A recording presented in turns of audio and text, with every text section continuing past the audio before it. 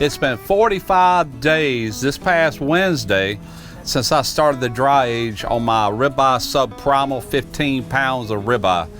Now today I'm going to show you the results of that 45-day dry age. Now the 45 days fell on a Wednesday, which was this past Wednesday of this week.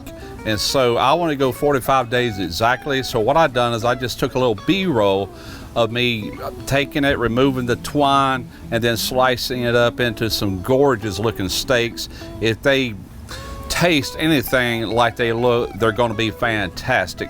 So the grade is raised. It's not all the way up. It will go probably another 6 inches or so, but gives me plenty of room to take this Fogo. And all I'm going to do is 4 steaks. So I'm just going to have a fire right in this area. So let's dump this in and get it started.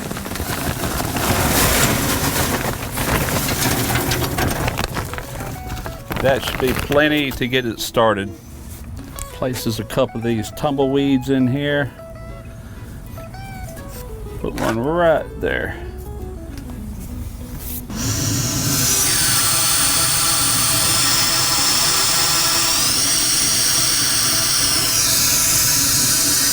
So that's going to take roughly 15-20 minutes to get completely ashed over. I'll spread it out at that point.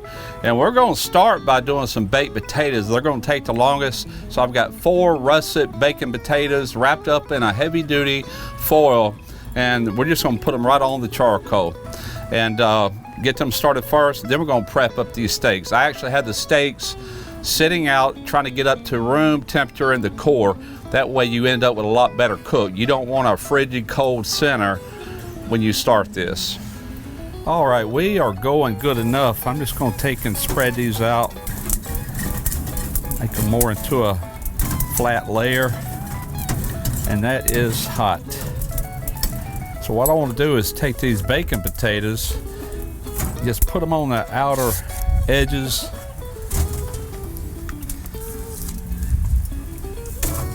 Ooh, that's hot. We'll move these around as we need to, flip them, turn them. So here is 4 of the 9 steaks that I got out of that whole ribeye subprimal. Now, if you missed that video, I'll put a link in the description box from where I used a steak ager to do this in, and I'll take you all the way through every step, and there's really not much to it.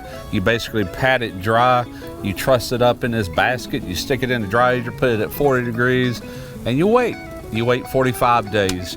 Now I did leave the pellicle on these. All I did was slice them. We're just going to get into one of these bags here.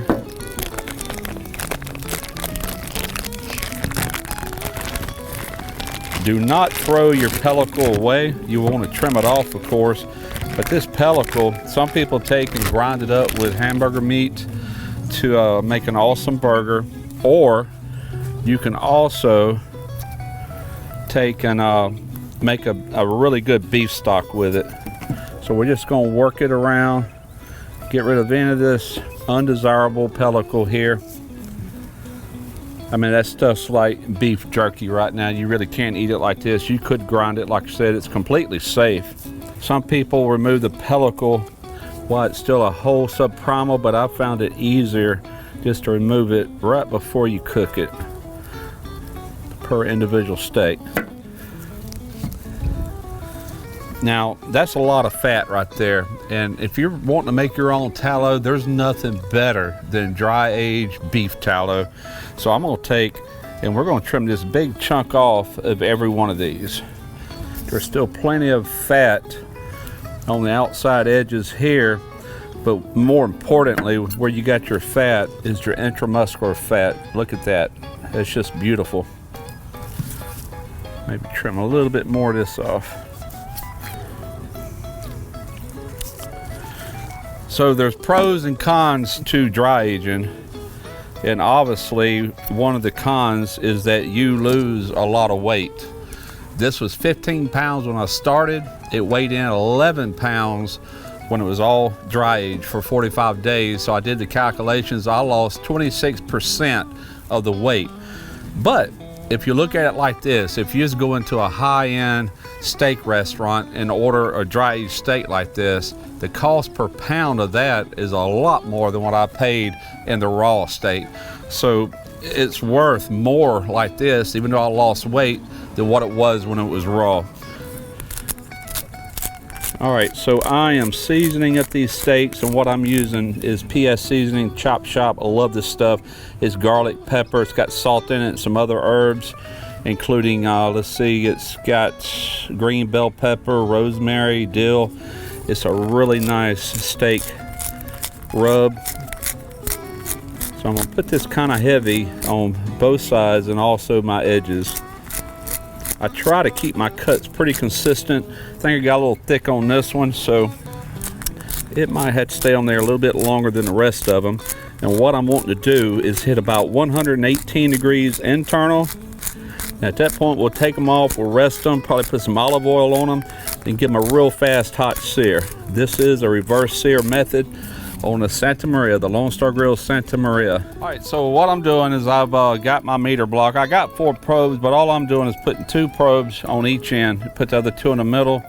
So what we're going to do is place these directly over the charcoal. Put these 2 in the middle.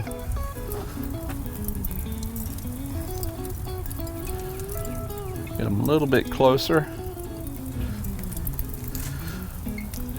Now with this meter wireless thermometers, I will be able to judge the internal temperature of the meat as well as how hot I am right here. I want to level this out to where I'm running around 200 degrees for a reverse sear. 200 is going to give it that extra time to cook. It's going to be really good. About 80 degrees internal, I will flip them for even cooking. All right, so I am temping my steaks. That thick one's at 109. About 114, and I decided to pull them at 114 because these are a lot thinner. That one's at 116, so these are going to be just fine. My son wants his a little bit more on the rare side, so that should play out just perfect. What I'm going to do is take some good quality olive oil, and we're just going to brush this onto our surfaces. The potatoes are done. I removed them. They're inside, just staying nice and hot. And what I've done is I lower the grate within about 2.5 to 3 inches from this hot fire, and I did restoke it with some more of the Fogo lump charcoal. Fogo, or any lump as far as that goes, burns very hot.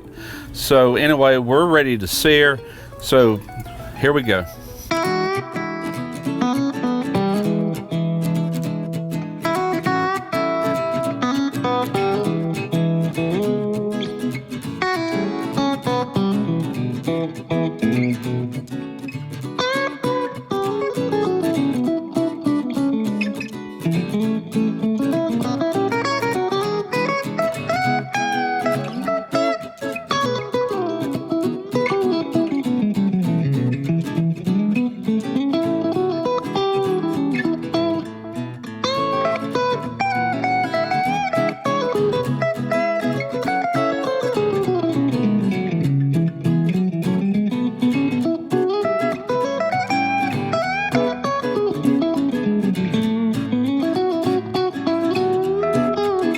All right, so I've raised this up, and what you always want to do, I've got the steaks over here resting. Man, they look juicy, they look fantastic. But anyway, you want to take and spray some more of this Pam.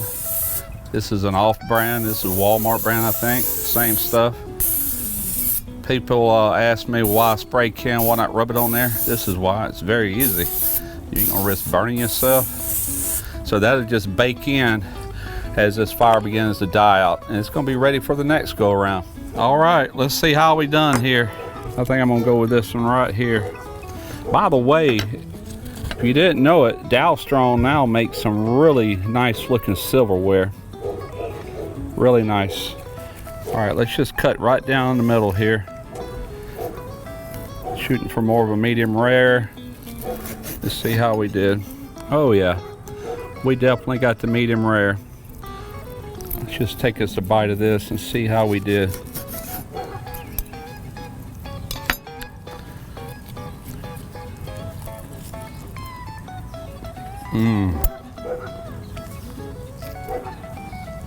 Man, I love a good steak. That is such a rich, beefy flavor And that little bit of char I got on there is really making that pop. The seasoning is excellent. The salt, pepper, garlic theme going on. That cuts like butter. Oh yeah. I gotta try a piece of this one before you do. All right, you go ahead and get you a slice. Look at that. Now that's a perfect medium rare. Mmm. Oh, that's good. Mmm.